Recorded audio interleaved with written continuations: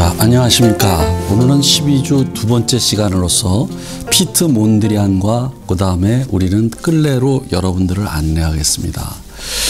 여러분들 몬드리안 그러면 굉장히 유명합니다. 이건 몬드리안이라는 그림보다도 지금 왼쪽 위에 있는 이 그림이 정말 유명합니다. 그러면 이 그림을 가지고 이 건물에다가 이런 것을 그대로 건물에 색칠하는 게 있어요.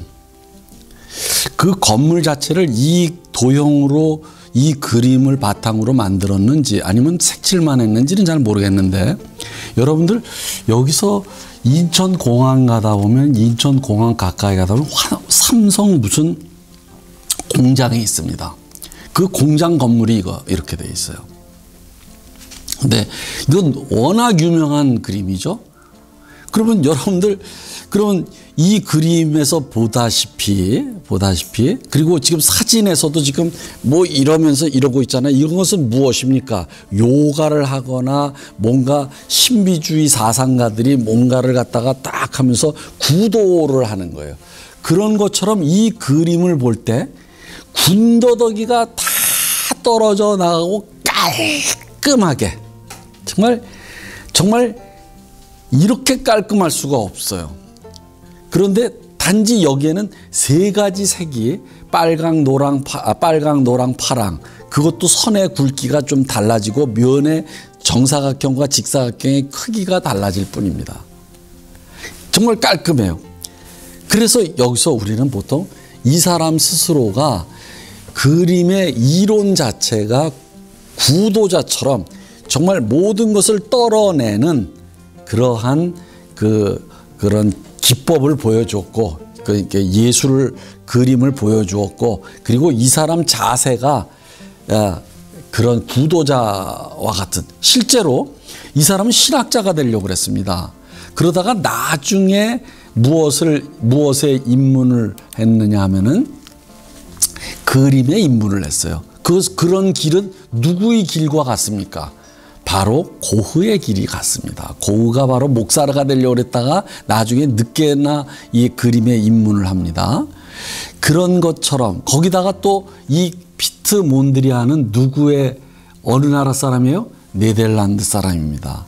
그래서 여러분들이 네덜란드 그 암스테르담을 가면은 단순하게 그냥 암스테르담이 마치 북구의 베니스다라고 그래가지고 그 운하와 이런 것을만 보지 마시고, 암스테르담 역에서 내려가지고 쭉 앞으로 뚫린 큰 길이 있습니다. 암스테르담에서 가장 큰 넓은 길인데, 거기서 쭉 오다 보면은 왼쪽에 첫 번째 박물관이 바로 렘브란트에게 바쳐져 있습니다. 그 다음 그것을 지나자마자 두 번째 또 고흐에게 밝혀져 있는 고흐 박물관이 있어요. 그리고 마지막에 나타나는 것이 현대박물관인데, 현대박물관에 가면 몬드리안 그림을 많이 볼 수 있습니다. 따라서 우리는 네덜란드가 낳은 3대 화가라고 한다면 렘브란트, 고흐, 그 다음에 몬드리안입니다. 그러면 이 몬드리안은 어떤 적이었냐 하면은, 이 사람은 신조형주의라는 것을 이제 선언을 하고, 그리고 신고전주의 이론에 따라서, 자기가 만든 이론에 따라서 그림을 그립니다. 그러면 이 사람이 말한 신조형주의의 원칙, 간단히 말하면 이런 겁니다. 그림이란 비례와 균형 이외에 다른 아무것도 아니다. 수직선은 신과 같은 절대적인 존재를 향한 인간의 의지를 담은 것이며, 수평선은 모든 사물과 그 사물에 대한 포용을 의미한다. 형태가 없어도 가능한 현대음악의 구성과 추상회화 사이에는 유사점이 존재한다. 그러니까 이것은 어디서 나온 겁니까? 추상성과 추상예술과 음악성의 연결. 그것은 중간에 색이죠. 색이 바로 그림에 있어서의 음악성이다. 이것은 칸딘스키부터 나온 겁니다. 그래서 이렇게 얘기를 하는 거예요. 그러면서 여기서 이렇게 마지막에 이런 말씀, 모든 자연적인 묘사나 주제의 모티브는 회화적인 기능과 표현들을 제거하고 나면, 단순화시키고 나면 하나의 기하학적인 조형 형태에 다다를 수가 있다. 이런 얘기예요. 그러니까 이 자연을 자르고 하면은 나중에 아주 단순화시키면 기하학적인 것밖에 남질 않고, 그 기하학적인 것에서는 비례와 균형만이 그 기하학적인 것을 떠받친다. 이렇게 얘기합니다. 그리고 그것을 비례와 균형을 떠받치는 것은 결국은 세계 음악성이다. 이렇게 얘기를 하고 있는 것이죠. 자, 그러면 이 사람이 어느 정도로 이걸 떨어뜨려 놨느냐 하면은 봅시다. 이 사람이 처음에 그림을 그릴 때 초창기 그림을 보면은 이 사람이 1872년생이거든요. 그러면 요것은 26살 때 그린 그림이에요. 요건 여러분들 딱 보면 아, 원색적이구나. 근데 1908년도예요. 그럼 이 사람 나이가 얼마지? 36살 때입니다. 이게 36살 때인데 너무 늦게 나이가 들어서 그렸는데도 너무 좀 유치한 느낌이 들죠. 뭐냐면 어설픈 야수파처럼 느껴집니다. 어설픈 야수파. 그런데 오른쪽으로 가면 돼. 이제 여기서부터 이제 조금 이상해져요. 이게 붉은 풍차입니다. 붉은 풍차인데 1910년도니까 이 사람 38살 때 그린 그림이에요. 38살. 이게 얼마나 늦게 됐는지를 알 수가 있죠. 그 다음에 누드예요. 누드를 보면은 아, 이건 조금 뭐라고 할까? 추상화되면서 뭐냐면은 약간 입체파적인 것을 영향을 받은 것 같기도 하고 이렇게 됩니다. 오케이? 이게 쪼개진다는 점에서 입체파 영향이면서 약간 좀 뭔가 좀 새로운 분위기가 나타납니다. 이게 38살 때예요. 자, 그런데 이 사람은 이제 아주 간단합니다. 생각보다도 이 수업은, 이 강의는 일찍 끝날 수가 있어요. 아, 만약에 몬드리안만 한다면. 왜냐하면 이 사람은 여기서부터 이제 자기 작업을 시작합니다. 이때 1908년도가 36, 1910년도가 바로 38입니다. 그리고 1912년도는 바로 이 사람이 40이 되던 때예요. 그러니까 요때 1910년을 중심으로 이제 자기 작업이 이제 시작이 됩니다. 그것이 바로 나무 연작이라는 거예요. 아까도 말씀드렸지만 이 사람은 자연현상에서 자꾸만 떨어내는 겁니다. 그러면서 자꾸만 단순화시키면 직선과 수평선과 수직선만 남고 아주 비례와 균형만 남고 단순화돼서 기하학적이 된다. 이렇게 되는 거죠. 그 과정을 봅시다. 맨 처음에는 이것은 이건 풍경화네. 나무를 그린 일종의 정물화에 해당되네. 나무 풍경화네. 근데 나무가 마치 귀신처럼, 여러분들 추운 지방으로 갈수록 이렇게 귀기묘묘합니다. 나무들이 굉장히 그 귀신 냄새가 나요. 자, 그런데 요게 1908년서부터 10년 사이에 요런 그림을 그렸는데 그 바로 1년 뒤에 1911년서부터 이렇게 됩니다. 이게 여러분들 아시겠죠? 이게 쪼개집니다. 쪼개지면서 점점 그렇지만 나무라는 형상은 다 있죠. 그렇죠? 이게 선이 선분화가 돼요. 선분화되면서 그 다음에 1912년 회색 나무가 돼요. 이것도 나무라는 것이 이게 있지만 뭐냐면 면이 마치 럭비공처럼 이렇게 럭비공처럼 나누어집니다.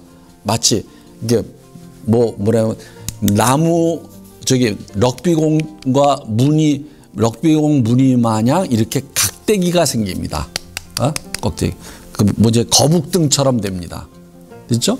자, 그런 다음에 이제 점점 넘어갑니다. 자, 요것이 1912년도에 쓴 나무예요. 나무인데 요번에는 약간 높이 올라가면서 이게 평변화가 됐고 평면화되면서 이게 점점 근데 타원형으로 잘려진다는 걸 알 수 있죠. 이건 약간 상승 분위기가 나타나죠.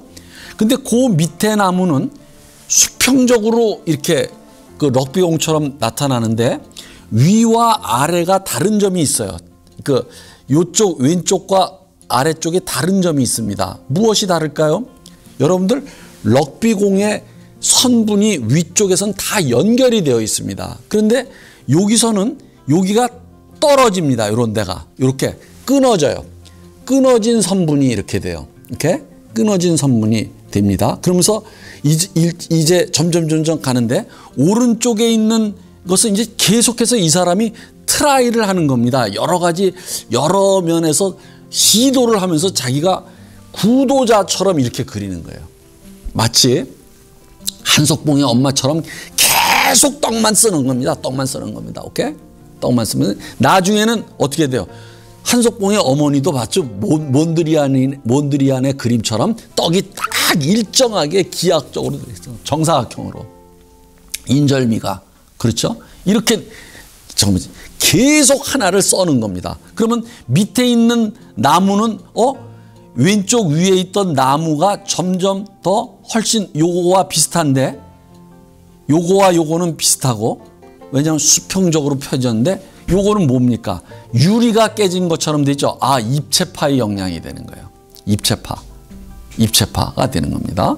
자, 이런 식으로 계속 시도를 해요.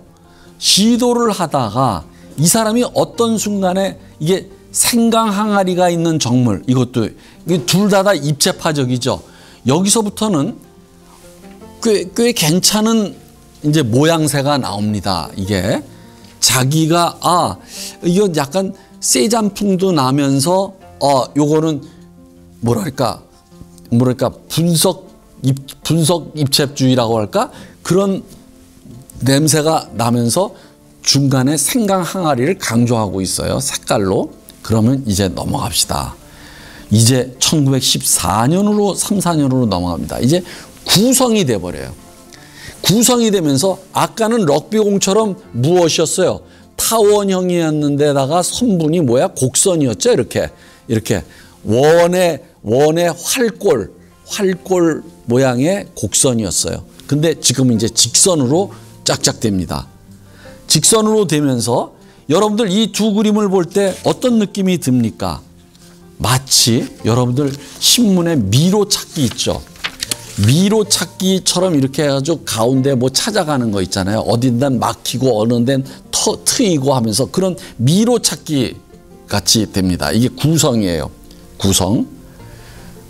이런 식의 느낌이 오는 거죠. 그러면서 색깔도 이제 시도를 합니다. 왼쪽은 차가운 파란색을 한번 칠하고 오른쪽은 아주 옅은 노란색이나 옅은 파란색을 이제 칠해가지고 분홍색에 해서 그것을 효과를 알아봅니다. 자, 이제 또 넘어갑시다. 넘어가는데 이런 거예요. 이게 왼쪽인 게 바다예요. 바다이면서 점점 작아져요. 이게 이쪽으로 내려가면서 14, 15, 16, 17 굉장히 작아집니다. 그러면서 이쪽은 거의 뭐냐면 못처럼 됩니다. 이 중간은 못 있잖아요. 못 대가리가 있고 꼬리가 있고 못이 막 이렇게 돼 있는 것 같이 이제 좀 더 추상화되고 그런 다음에 이쪽은 점점 아주 작아지면서 작은 것과 아주 작은 점 같은 것이 있고 밑으로 갈수록 점점 큰 이제 이렇게 십자가 이런 모양으로 이렇게 배치가 됩니다. 그러면서 계속해서 이 사람은 이러한 구성을 연습하는 거예요. 그러나 이거 습작도 아니에요. 사실은 이게 작품이에요. 이제 드디어 이 사람은 뭔가를 개안을 했어요. 여기서부터 갑자기 이게 비약을 해요. 제가 보건대는 이게 17년 그러니까 1908년서부터 1917년까지 이런 모색 작업을 그냥 구도자처럼 정말 한 걸 또 하고 하면서 자꾸만 잘라내면서 자꾸만 기하학화하고 단순화하는데 드디어 이제 나타납니다. 이게 1917년서부터 19년 사이에 색이 되면서 격자무늬가 돼요. 격자무늬. 그게 격자무늬가 되는데 이쯤에 이르르면 자 여러분들 여기서 17년 색채 구성 이거 왼쪽 거 여기 격자 구성이 돼요. 이런 식으로 이게 1917년, 19년, 20년 지그재그로 제가 배치를 했어요. 여기서부터 이쪽으로. 그런데 요 왼쪽에 요런 격자 무늬는 서로 떨어져 있었어요. 이렇게 떨어져 있는데 완전히 이건 닫힌 격자무늬가 돼요. 근데 이 왼쪽에 떨어져 있는 요것이 제가 보건대는 요것도 상당히 좋다는 느낌이 듭니다. 왜냐하면 밝은 색일수록 이게 앞으로 나오는 것 같고 이게 어두운 색일수록 무거운 것이 밑으로 가라앉으면서 멀리 가는 것 같고 색깔의 원근법이 생깁니다. 그러면서 이게 리듬이 이게 생겨요. 그런데 이러한 리듬을 이용한 색종이 작업을 누가 했다 그랬죠? 마티스의 달팽이를 한번 기억하십시오. 그러니까 이런 작업들이 예술가들 화가에 있어서 엄청난 연구와 탐구가 필요했던 것이죠. 그러면서 오른쪽 아래에 있는 이 검정, 빨강, 노랑 이거는 회색은 제목도 검정, 노랑, 빨강 이거 색 구성이에요. 그러니까 이거는 굉장히 뭔가 안정적이고 참 아담하다, 예쁘다 이런 느낌이 약간 들죠. 그러니까 아주 점잖다 이런 게 듭니다. 자, 이제 나갑니다. 나가요. 요거 잘 보십시오. 자, 드디어 이게 나옵니다. 이게 그로부터 3, 4년 뒤에요. 빨강, 파랑, 노랑, 검정의 구성입니다.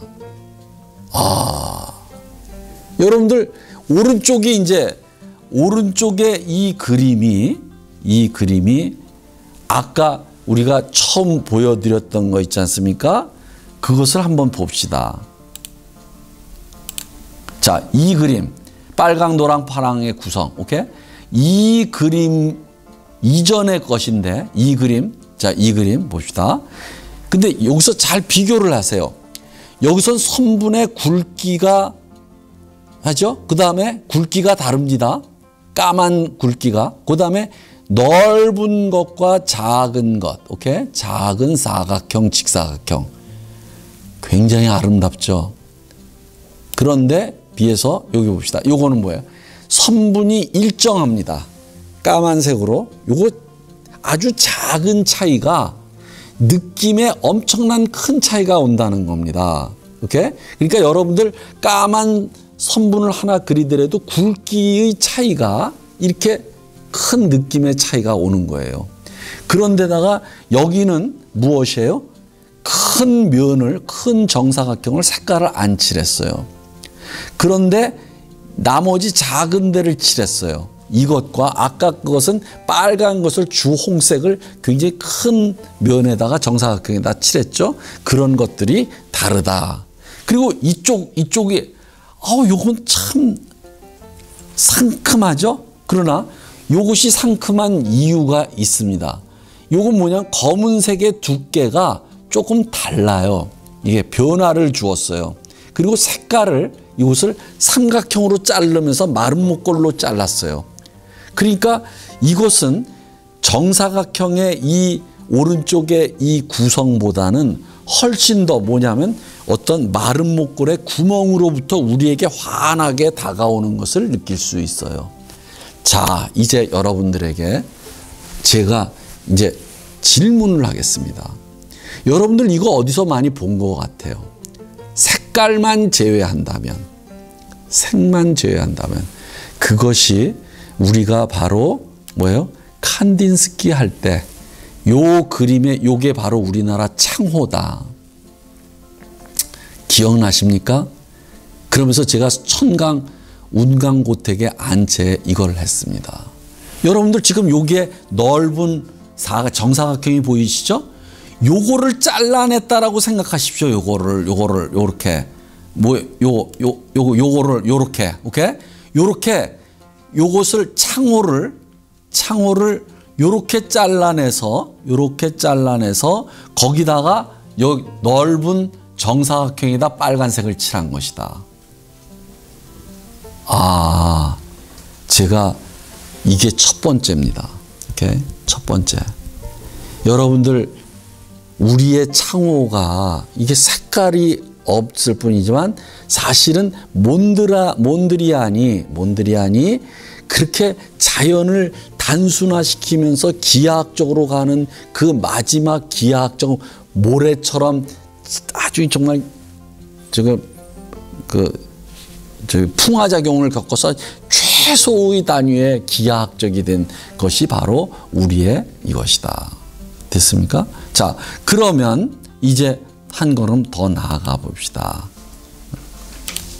자, 여러분들 이거 보세요. 이거 이때서부터 이 사람은 이렇게 이게 선분과 선분의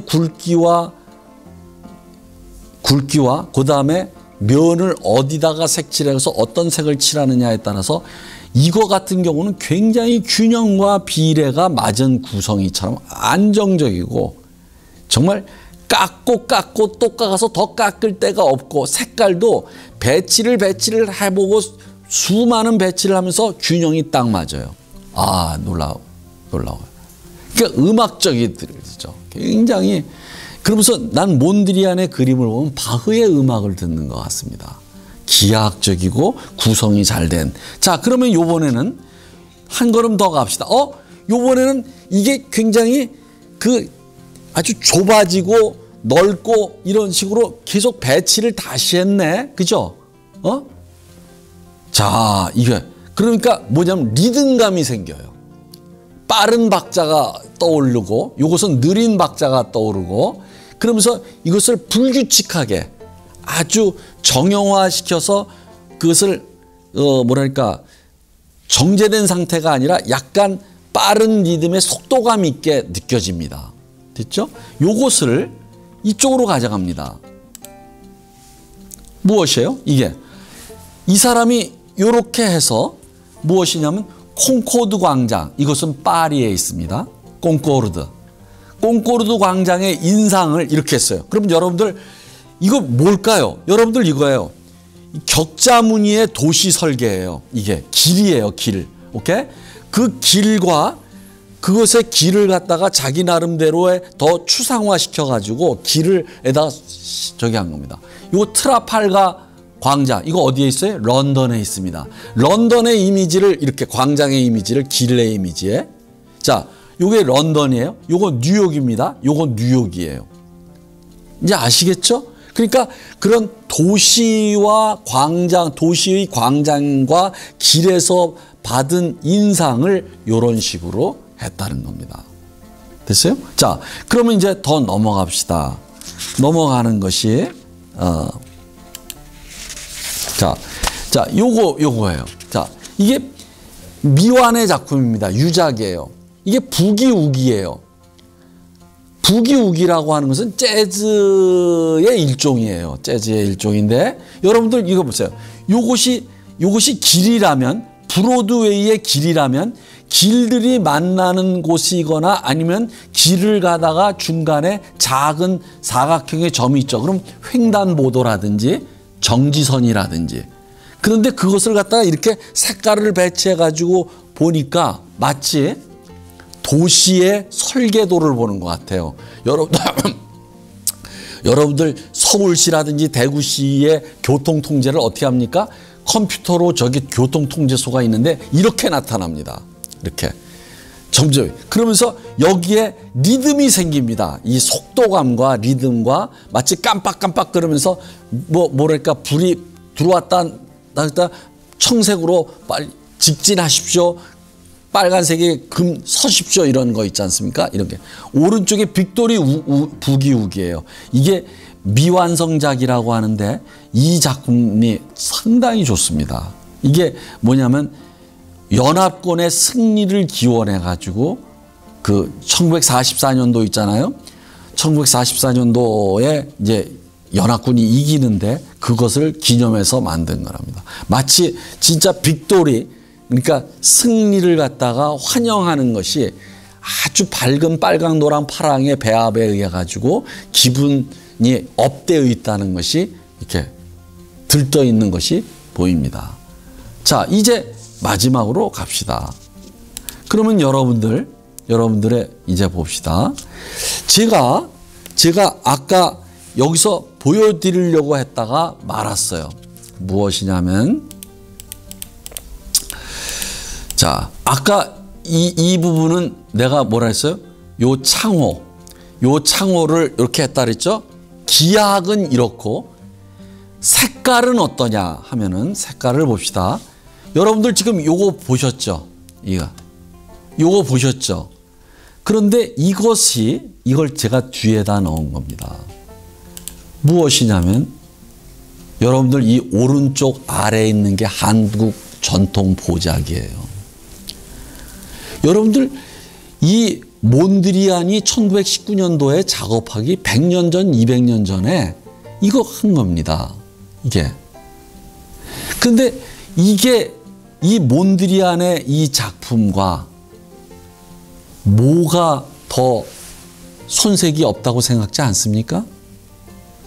이게 우리가 이러한 민중에 이런 색감이 있었던 거예요. 그리고 기하학적인 게. 그런데 이게 왼쪽 게 끌레의 그림입니다. 요 바로 뒤이어서 할 끌레의 그림이에요. 끌레의 모래 위의 식물입니다. 몬드리안은 격자 무늬를 이렇게 선을 나누어서 바둑판처럼 해서 했지만, 오케이? 끌레는 그냥 색만을 이렇게 찍었어요. 격자 무늬로 하지 않고. 오케이? 그러나 이것도 결국은 한국 전통 보자기와 그렇게 크게 다르지 않다. 그러면 여러분들에게서 이것을 발전을 시키고 아까 이런 것에서 있지 않습니까? 그 창호에서 그런 기하학적인 것을 우리가 이렇게 이걸 합쳐서 발전시켜 가지고 누군가가 이렇게 자꾸만 새로운 전통을 바탕을 둔 어떤 새로운 형식의 세계화시킬 수 있는 추상 미술이 우리도 나와야 한다는 것입니다. 자, 이제 우리가 끌레로 들어가겠습니다. 끌레. 자, 끌레는 이 스위스 출신입니다. 자, 스위스. 그러면 여러분들이 아까 몬드리안은 네덜란드였지만 드디어 끌레는 스위스가 내세울 만한 위대한 그러한 화가가 반열에 올랐습니다. 그러니까 여러분들 스위스를 가면 뭐 융프라우라든지 인터라켄이라든지 이런 데만 보지 마시고 뭐예요?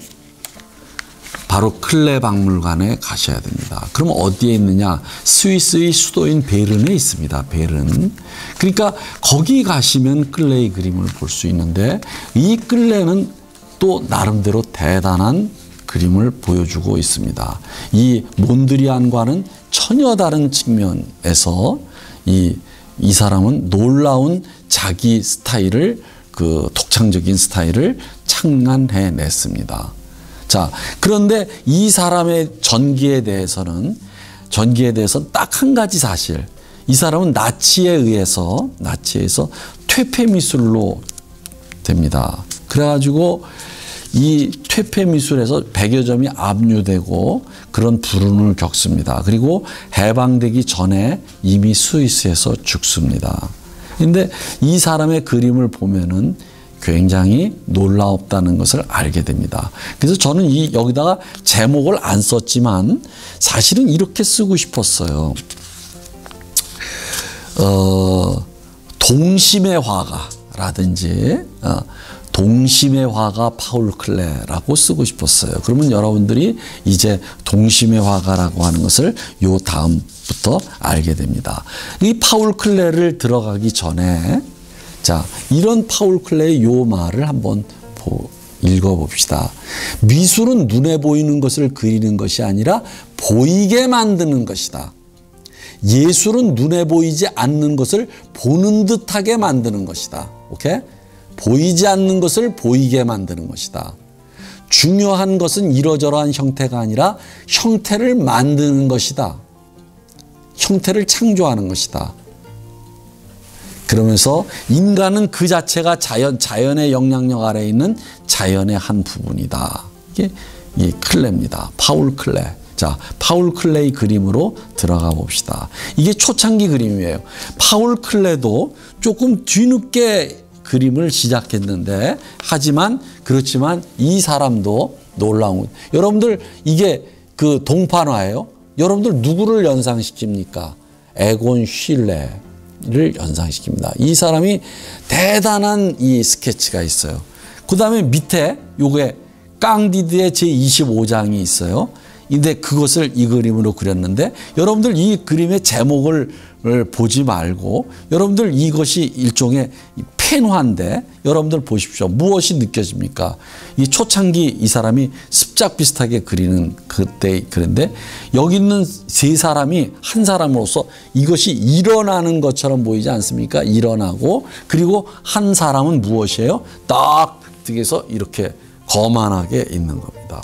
굉장히 동적이면서 이 상황의 의미를 잘 전달하고 있습니다. 자, 드디어 이게 종이의 펜인데 여러분들 지금 이게 어떤 그림 같습니까? 아, 이게 바로 동심입니다. 아이들을 그린 거예요. 아이들 그림처럼 아이들을 그렸어요. 그래서 이 사람의 그림을 보면은 동심의 동세계, 동화의 세계 속으로 들어가는 것 같습니다. 이제 한번 봅시다. 자, 이 그림은 왼쪽 오른쪽 그림은 딱 봐도 이건 세잔과 피카소의 그런 어떤 풍이 나옵니다. 여러분들 이렇게 이게 탁자 위에 이게 삐뚤어지게 정면으로 보고 약간 위에서 본 것을 그리면 무조건 세잔 풍입니다. 이건 입체파적으로 나온 거예요. 입체파적으로. 그리고 요 그림은 창가의 소묘상. 요거는 아까 저기 몬드리안처럼 말이죠. 몬드리안의 그런 그림이 있었죠. 그 다음에 오른쪽 왼쪽 위에 물 뿌리기가 있는 정원. 굉장히 뭐랄까 전묘법이긴 한데 무엇이에요? 따뜻한 봄날에 어떤 그런 뭐랄까 정원인데 무엇이 그냥 물 뿌리개가 있는데 그 정원이 굉장히 뭐랄까 동화적인 것처럼 느껴집니다. 자, 아주 재밌어요, 이 사람. 그 다음에 자 봅시다. 여러분들 이제 이 사람이 그 북아프리카 카이루안이라고 하는 튀니지를 여행을 했어요. 튀니지를 여행해서 튀니지에서 받은 것을 색으로 이렇게 아까 몬드리안은 어떻게 됐습니까? 격자 무늬를 나누었죠. 근데 이 사람은 그러니까 장방형의 그 색을 이렇게 뚝뚝뚝뚝 칠했어요. 이렇게 벽돌 쌓듯이, 오케이? 벽돌 쌓듯이. 그러면서 이 분위기를 그립니다. 요것도 카이루안이에요. 자, 이제 이런 그림을 그리면서 자기의 색깔이 나타나기 시작합니다. 자, 여기서 여러분들 지금 이거 보십시오. 여기서 이게 회색 밤에서 솟아올라라고 하는 작품인데 여러분들 이게 뭘까? 근데 아까도 말씀드렸지만은 우리나라의 전통 보자기. 그런데 그것과 다른 점이 있다면 이것이 모체 알파벳처럼 이렇게 부호화되어 있다라는 겁니다. 그러면서 이것이 스스로 뭔가 약간 소근거리고 있는 것 같아요. 두런두런하면서 이 그림이 약간 어수선한 것이 무엇인가 말을 하고 있는 것 같다 말이죠. 이렇게. 그런데 회색의 밤에서 솟아오른다는 게 무엇일까? 태양이 솟아오른다는 것과 제가 본 데는 이게 마치 방금 전에도 말씀드렸지만 어떤 두런두런 소근소근되는 이 말들이 이 샘처럼 말이죠. 샘처럼 이렇게 퐁퐁거리면서 이렇게 올라오는 것 같이 느껴집니다. 저만 그런 걸 느껴지나요? 자, 그런데 오른쪽 속세를 떠난 사람의 집에 이게 애들 그림이에요? 정말 애들 그림입니다. 애들 그림처럼 그렸어요. 그래서 제가 아까 파울 클렉에 제가 저거를 제목을 쓰지 않았지만 동심의 화가. 그러니까 어떻게 했냐면 동심을 어린아이처럼 그린 화가입니다. 어린아이의 동심을 어린아이 그림처럼 그린. 그러면서 완전히 동화의 세계처럼 이렇게 보입니다. 근데 이것을 설명할 필요가 없어요. 굉장히 재밌습니다. 아주 따뜻하고 재밌다. 그래서 이런 그림을 그린 어린아이가 있다면 아주 머리를 쓰다듬으면서 아주 좋다 이 그림 이렇게 말할 것 같아요. 그래서 요 다음 그림을 한번 봅시다. 제가 여기에서 요 그림에서 이제 이걸 하나 더 넣었습니다. 한국의 전통 보자기예요. 근데 전통 보자기도 여러분들이 반드시 저것만 된 거 아닙니다. 다시 말해서 그 직사각형과 정사각형으로만 만든 게 아니에요. 여기 보면 사다리꼴도 있고, 그러니까 이게 옷감 있지 않습니까? 옷감 짜투리로 만들었기 때문에 여러 가지 기하학적인 형태가 다 나타나요. 그런데 여기서는 이게 부호처럼 보여요. B, A, V, O 이런 식으로, 그죠? 약간 그런 것들이 음소처럼 이게 음이 흘러나오는 것 같다 이 말이죠. 근데 우리는 그렇게까지는 부호하지는 않았지만 우리에게도 이런 항시 그런 형상만 나타나는 것이 아니다 하는 겁니다. 자, 이거 봅시다. 자, 왼쪽도 여러분들 재밌어요. 딱 보면 아, 이게 무슨 동화의 무슨 성 같기도 하고 마치 어린아이들이 노는 장난감 성 같기도 하고 그런데 거기다가 R자를 써놓음으로써 이게 R 별장이에요. 근데 이것은 R이라고 하는 것의 이 별장의 이름이기도 하면서 이 R자가 다시 하나의 무슨 초록색 나무처럼 요게 이게 길이고 이런 식으로 요게 태양이 떠 있고 이게 뭐 이게 나무를 녹색으로 이렇게 그렸는데 굉장히 이게 정감이 있고 우리가 동화 속으로 들어가는 것 같아요. 정말 이것은 무엇일까요? 그런 어떤 동화 작가가 있지 않습니까? 이 동화의 숲 그러면 되게 음산하고 그런 것만 하는데 그런 음산한 것이 아니라 진짜 만화 같은 그런 어떠한 그 별장.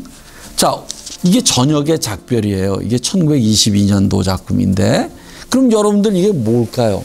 저는 이 그림을 보면서 이 사람이 이제 화살표까지도 이제 표시를 했어요. 화살표가 없어도 어두운 색에서부터 밝은 색으로 양쪽에서 이렇게 모이고 있구나. 그지? 그러면서 색깔이 이렇게 만나고 있구나. 이것을 우리는 알 텐데 그것을 더욱더 그런 색깔의 농도와 밝은 색과 어두운 색의 그런 배치를 통해 가지고 중앙으로 이렇게 몰리는 것을 무엇이냐 하면은 화살표로 더 강조하고 있어요. 이렇게 색깔의 움직임을. 그럼 여러분들 이 그림이 이게 뭐 무슨 그림인가 이렇게 하면 안 됩니다. 그러니까 여러분들도 팍팍팍팍 느껴야 됩니다. 그럼 저는 이것에서 무엇이 떠올랐는지 아십니까? 견우와 직녀가 떠올랐어요. 그러니까 둘이서 이렇게 색깔이 이렇게 만나옵니다. 이게 만나러 옵니다. 그 견우와 직녀가 만나러 오는 걸까요? 헤어지러 오는 걸까요? 똑같습니다. 결국은 못 만납니다. 이렇게. 그러니까 견우와 직녀가 떠올랐다면은 저는 좀 과장된 느낌일까요? 그러면 이 가운데가 뭐냐? 이게 바로 오작교예요. 응? 그러니까 여러분들의 느낌도 이렇게 가두어 놓지 말고 지금 이렇게 색을 따라서 움직여라 하는 겁니다. 자, 또 넘어갑시다. 자, 와, 오른쪽에 생각에 잠겨 있는 자화상은 우는 것 같기도 하고 그건 또 여기 세네치오입니다. 여러분들 세네치오가 이게 사람 같죠? 근데 이게 꽃 이름이에요. 이 꽃이에요. 꽃을 갖다가 사람을 형상으로 그렸어요. 그러면 무슨 꽃일까요? 이 세네치오라는 꽃의 색깔이 노랗대요. 노랗대요. 그런데 딱 하는데 노란 꽃이에요. 근데 노란 여자야. 근데 노란 소녀지. 노란 여자래구다. 근데 노란 여자인데 이게 입같이 생겼는데 어떻게 돼요? 약간 바보스러운 순진한 여자, 소녀. 이런 소녀는 아름답지는 않지만 이 소녀를 보자마자 약간 슬퍼지는 그러한 소녀. 그래서 여러분들 그런 느낌. 자, 왼쪽 봅시다. 이게 눈이야. 야, 지금까지 애꾸를 그린 사람이 아무도 없었어요. 이게 눈을 이렇게, 근데 눈 하나만으로도 눈이 굉장히 커져 있다. 그죠? 그리고 눈동자가 흰 바탕 위에, 흰자 위에 떠 있다. 그 놀라는 거예요, 지금. 그리고 입이 이렇게 딱 했는데 입이 쭉 했는데 입이 다물어졌어요. 그리고 이런 선 하나가 약간 부호화되면서 기호화되고 있어요. 이런 게. 아, 대단. 근데 여기서 더 놀라운 게 있어요. 여러분들 지금 하나하나 잘 뜯다 보면 정말 난 끌레가 참 좋아요. 끌레가 정말 좋은 게 여러분들 이 어깨가 한쪽이 처지면서 왼쪽이 올라가 있습니다. 이렇게. 마치 여러분들 그런 사람 본지는 뭔지 옛날에 허파 잘라낸 사람이 있었어요. 제가 본데 허파를 잘라낸 쪽이 이렇게 기울어집니다. 그 사람은 항상 이렇게 하고 있어요.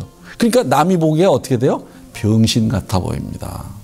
근데 이 사람 그림은 참 사람 하나하나가 다 어눌하고 바보 같은 일종의 우리 바보 산수화를 그리는 우리나라의 김기창이라고 하는 유명한 화가가 있는데 마치 바보와 어리석고 순진하고 그런 거죠. 착하고. 여러분들 착한 것은 바보로 통하는 겁니다. 응? 자, 그 다음에 갑시다. 근데 이 사람이 거기에 머물러 있는 게 아닙니다. 마치 이게 저거예요. 마치 펜으로 그린 것 같아요. 그럼 뭐예요? 여러분들 이게 장난감입니다. 여기 손잡이가 있어요. 이 손잡이를 돌리면 이게 마치 인형처럼 이게 뭐야? 여기서 무엇이에요? 여기 혀가 쫙쫙 나오면서 입이 쫙쫙 벌러지면서 소리를 내고 있는 것 같아요. 그러니까 지저귀는 것 같아요. 근데 이것을 하나의 선분으로서 철사줄 같은 걸로 이렇게 연필로 철사줄 같은 걸로 그림으로써 되게 재밌습니다. 어린아이. 자, 오른쪽에 이 고개사도 아슬아슬하게 하는데 요거 뭐가 어린아이가 타고 있는 것 같은데 전부 뭐냐면 선분으로서 이렇게 요약을 하고 있어요. 되게 재밌습니다. 근데 그 뒤에 바로 십자가가 있습니다. 이게. 또 넘어갑시다. 아, 이 그림 또 좋아요. 뭐 이 사람 그림은 그러니까 아주 뭐 마음이 따뜻해지고 기분이 좋아지고 르누아르와는 전혀 다르게 르누아르의 행복의 그림보다는 이 사람은 동심으로서 사람을 정말 가슴을 가득 채워요. 그럼 여러분들 잘 보세요. 오른쪽 그림은 여러분들 어린아이들 그림 같죠. 인형극이에요. 자, 왼쪽 그림이 바닷속이에요. 근데 왼쪽 위를 봅시다. 이게 진짜 유명한 그림인데 노랑새가 있는 풍경이에요. 그럼 여러분들 이게 바닷속이에요. 바닷말이에요. 바닷말. 물속의 말이에요. 근데 새가 있네요. 바다와 새를 하나로 합쳐놓은 겁니다. 그리고 새가 거꾸로 있기도 하고 앉아 있기도 하고 옆에 있기도 하고 수풀 속에 숨어 있기도 하고 거기에 해가 뜹니다. 그러니까 이것을 갖다가 완전히 하늘과 바다 이것을 뒤섞어 놨습니다. 뒤섞어 놓으면서 굉장히 정말 이것은 동화의 세계 속에서만 있는 평화로운 세계. 정말 싸움이라고는 하나도 없는 그러한 아주 다정다감한 세계다. 자, 넘어갑시다. 우리가 벌써 시간이 다 돼갑니다. 이게 클림트의 금붕어예요. 그러면 클림트의 금붕어는 뭘 그렸습니까? 에로티시즘. 그런데 끌레의 금붕어를 이제 제가 비교합시다. 끌레의 금붕어는 밝게 빛나요. 그런데 눈을 보면 약간 어눌하게 생겼어요. 금붕어의 눈이. 그런데 다른 물고기들이 다 도망가요. 깊은 심해 속에서 빛을 발하는 물고기예요. 그러면 여러분들 이 그림을 보면서 무엇이 떠올립니까? 여러분들 크리스마스 하면서 루돌프 사슴코는 매우 반짝이는 코, 매우 반짝이니까 어떻게 돼요? 주위의 사슴들이 다 안 봐요. 너무 뛰어나면 사람들이 근처에 오지 않는 겁니다. 그런데 실제로는 이 금붕어는 굉장히 어눌하고 눈을 볼 때 예뻐요. 여러분들 이런 것을 느끼셔야 됩니다. 이게 차이를 요 금붕어와. 자, 넘어갑시다. 이 사람은 몬드리안과 같이 한 우물을 판 게 아니라 다양한 시도를 합니다. 다양한 시도를 해요. 그런데 그 작품이, 자, 이거 보세요. 이게 큰 길과 샛길이에요. 여러분들 딱 봤을 때 무슨 느낌이 듭니까? 마치 보도블록이 마치 무엇으로 돼 있는 것 같아요? 대리석으로 돼 있는 것 같습니다. 근데 대리석으로 돼 있는데 색깔과 크기가 다 달라지면서도 이게 뭐야? 이쪽 앞쪽으로 올수록 넓어요. 커요. 그런데 뒤쪽으로 갈수록 점점 작아지면서 색깔이 파란색으로 통합니다. 이게 수평선 아니면 또 지평선, 이게 하늘이에요. 그러면서 쫙 멀리 가는 게 보이지 않습니까? 음악적으로. 그리고 이것도 마찬가지. 전원시의 리듬이에요. 이게 리듬인데 여기서도 잘 보면은 이쪽으로 갈수록 요 칸이 있죠. 도랑. 요게 하나의 도랑인데 요게 하나의 도랑이 여기서부터 이쪽으로 갈수록 넓어져요. 넓어지면서 이쪽에서 이쪽으로 갈수록 점이 됩니다. 그러면서 리듬이 생겨요. 여러분들 이 리듬을 같이 느껴야 됩니다. 이 고랑에. 그냥 이게 뭐 난사팡이 이게 무슨 이런 게 그림이야. 그러면 안 되는 거죠. 자, 자, 넘어갑시다. 자, 이거 봅시다. 정복자. 그러니까 아까 몬드리안과는 다르게 이 사람은 전부 요약도 하고 단순하면서 뭐랄까 추상화하면서 기하학적으로 만들기도 하고 저렇게 점선면으로 하면서 하기도 하고 여러 가지 시도를 합니다. 여기서 봅시다. 이게 정복자예요. 진짜 정복자 같지 않습니까? 사람을 이렇게 철사적으로 딱 한 손으로. 그래서 뛰어가요. 이게 깃발이에요. 이게 화살이고. 이건 뛰는 사람 같지 않습니까? 이렇게. 거기다가 페니스까지 여기 딱 있어요. 그러니까 이게 딱 재밌습니다. 이 사람은. 기계인간. 자, 제가 제일 좋아하는 그림 한번 봅시다. 저는 이 두 그림을 보고서 뭐라고 할까? 정말 그냥 어지러웠어요. 어지러울 정도였습니다. 그러면 여러분들 왜 그러냐? 여러분들 이 피라미드가 이게 피라미드입니다. 그럼 여러분들 이 피라미드가 어디서 본 것 같아요? 다른 피라미드에 이 창과 이 밖으로 난 문이 있지 않습니까? 요 사각형 문을 통해서 쫙 보는데 저쪽이 밝아요. 그러면서 여기서 이 사각형에 이게 파란색으로부터 점점 옅은 색으로 하면서 밝은 색으로 중앙에 집중이 됩니다. 거기다가 오른쪽 파르나소스 산에서, 파르나소스는 아십니까? 그리스에 있는 신들이 사는 산이에요. 제우스나 이게 파르나소스예요. 그런데 이 파르나소스에 이게 작은 점입니다. 우리나라에 그럼 이름이 뭔가 갑자기 왜 이렇게 갑자기 떠오르지가 않나? 김한기라고 하는 화가가 있습니다. 김한기가 어디서 무엇이 되어 다시 만나래라고 하는 유명한 작품이 있습니다. 여러분들 네이버 형님에 쳐서 한번 쳐보십시오. 그러면 그분이 바로 이렇게 네모난 점에서 사각형에다 점을 막 찍습니다. 저는 파울 클레로부터 영향을 받았다고 봅니다. 파울 클레가 이게 바로 네모난 사각형이 점에 쫙 해요. 그런데 이거 봅시다. 이게 파르나소스 산이에요. 이게 태양입니다. 여기가 바로 파르나소스로 가는 문이에요. 와, 이 거대한, 여기서 진짜 신들이 사는 산이라는 그 느낌이 나지 않습니까? 그런데 색깔이 다 달라요. 근데 김한기 씨의 작품은 이렇게 이렇게 색깔이 다르거나 이 선이 이런 식으로 나눠져 있지 않습니다. 약간 천편일률적입니다. 그 양반은. 그런 점에서 우리가 파울 클레의 영향을 받았지만 파울 클레와는 다른 점을 모르겠습니다. 여러분들 하여간 보십시오. 봐서 봅시다. 그 다음에 봅시다. 이게 학자예요. 굉장히 이 사람은 아까는 자화상이라서 약간 우는 상을 하더니 이렇게 돼요. 자, 순에 섞었어요. 여러분들 이거 봅시다. 여러분들 이것을 보면서 여러분들 아십니까? 눈이 하나 있는 그리스의 거인 폴리페무스. 아주 여기서도 아까 그 점을 찍었어요. 점을 쫙 찍어서 하는데 이게 동화적입니다. 동화적이에요. 자, 넘어갑시다. 이게 이런 식의 이 사람은 아주 독특한 세계를 형성했는데 그 세계가 아주 어린아이 그림, 어린아이의 동심의 세계를 어린아이 그림처럼 그리는데 그것은 다 계산된 창작이다.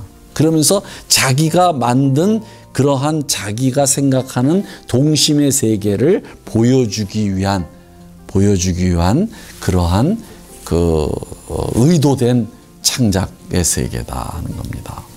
자, 넘어갑시다. 자, 이거 이게 뭘까? 이게 뭐예요? 무슨 섬입니까? 이게 섬 이름이 뭐예요? 무슨 섬이에요? 이게 둘카마라인가? 그렇죠? 둘카마라 맞죠? 둘카마라 섬이에요. 섬의 이미지를 근데 이게 무슨 여러분들 이걸 볼 때 무엇을 느꼈습니까? 저는 마치 여러분들 암각화 있죠? 우리나라에도 암각화가 많습니다.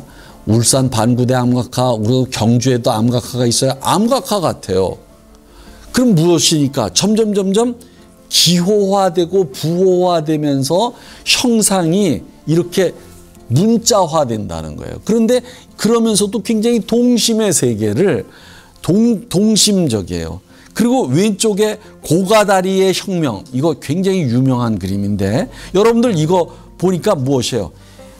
고가다리는 사실은 이 다리 있잖아요. 사람 두 다리 있죠. 두 다리를 자른 겁니다. 윗상부만. 그것을 하니까 많은 사람들이 고가다리가 저벅저벅 하면서 우리 앞으로 걸어오는 것 같지 않습니까? 이렇게 저벅저벅. 밤에 암탉이에요. 암탉이 울면 어떻게 돼요? 집안이 망한다 그러는데 이게 밤에 암탉이 우는 것 같아요. 여기 회오리 바람 이게. 근데 암탉. 자, 재밌죠? 암각화처럼 됩니다. 암각화. 자, 그런데 마지막 이 사람이 죽기 바로 1940년에 죽었는데 39년서부터 저는 이 가엾은 천사 시리즈, 저는 이것을 바보 천사라고 말하고 싶어요. 천사를 바보로 그렸어요. 날개 쭉쭉 그린. 이게 여러분들 하나씩 보십시오. 이게 가엾은 천사예요. 진짜 가엾지 않습니까? 뭔가가 슬퍼요.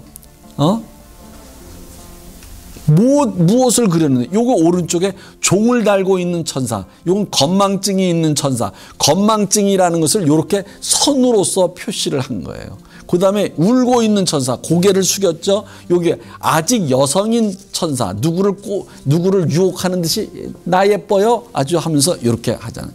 그런데 역시 이것이 왼쪽에 있는 이 가엾은 천사가 압권입니다. 날개가 무엇인가는 모르겠는데 하여간 머리 두상은 뒷머리는 엄청나게 큰데 약간 바보스럽고 그러면서 뭔가 슬프고 남들에게서 많은 사람들에게 핍박을 받는 듯한 그런 천사, 그런 날개가 잘린 그런 천사 같은 느낌이 들어서 이 그림은 정말 좋습니다. 자, 그 다음에 봅시다.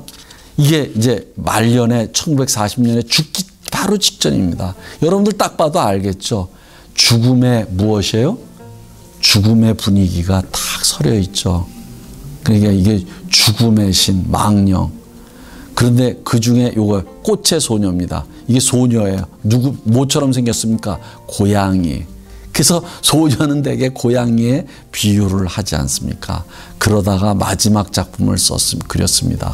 죽음의 천사라고 하는 이 마지막 작품을 그렸는데 사실은 이 사람은 희귀병에 걸려요. 말년에. 그래서 그 희귀병에 걸려서 죽습니다. 근데 그 희귀병의 이름이 뭐냐면은 여기 여러분들 일생에 피부경색증이라는 희귀병이래요. 진행성 피부경색증, 피부가 경색이 되는 모양입니다. 자, 어떻게 보셨습니까?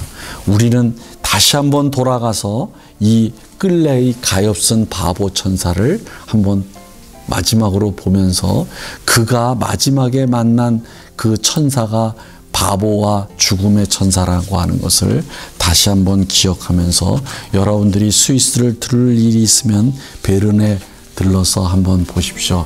베른이라는 도시도 참 아름다운 도시입니다. 자, 감사합니다. 다음 시간에 뵙겠습니다.